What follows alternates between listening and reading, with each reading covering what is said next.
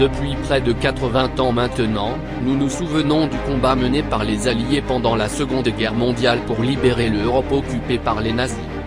Les troupes polonaises ont apporté une contribution majeure, mais malheureusement souvent oubliée, à cette bataille.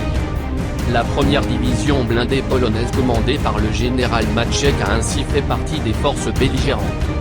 Elle a combattu en France, en Belgique et aux Pays-Bas, avant de terminer sa campagne dans l'Emsland, en Allemagne.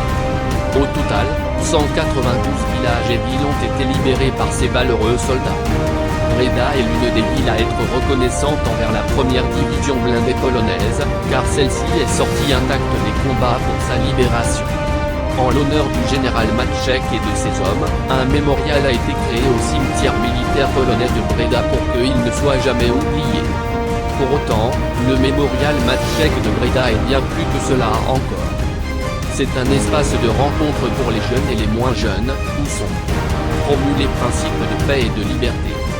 Des ateliers pédagogiques destinés aux élèves du primaire et du secondaire sont proposés aux nombreux établissements scolaires qui visitent le mémorial chaque semaine.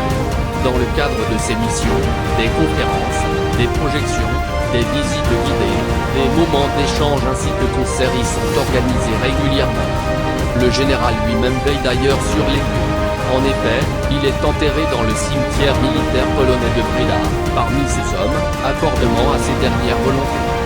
Ainsi, le mémorial Maciek de Breda est un lieu unique qui mérite d'être visité en cette période particulière de commémoration, afin de réfléchir à l'idée que la liberté ne peut être tenue pour acquise. Quelque chose dont nous devrions être constamment conscients, tout comme l'étaient les gens à l'époque.